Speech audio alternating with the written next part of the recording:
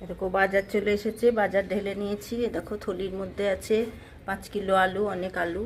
আর ওখানটায় আছে ভেন্ডি, কাঁচা কলা, ঝিঙা, পেঁপে, মিষ্টি কুমড়ো, টমেটো, পটল, আমড়া, করলা, পুঁই শাক, পুঁই শাক, পটল, হ্যাঁ, আর বেগুন।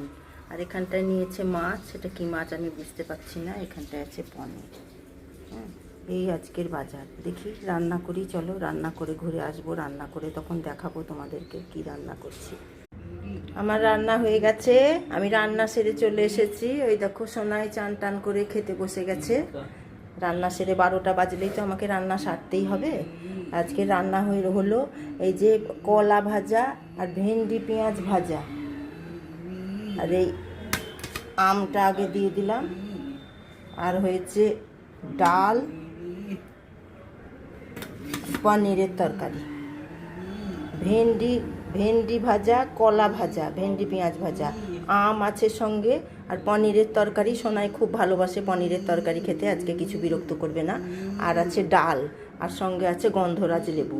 এটা ওর খুব প্রিয় জিনিস, ওই জন্য লেবু নিয়ে এসেছি, রোজই একটু করে দিই। এই দেখো সোনা পাপা বসে গেছে খেতে। এবার তাহলে আমি খাওয়াই। তোমরা সব সুস্থ থেকো, ভালো থেকো।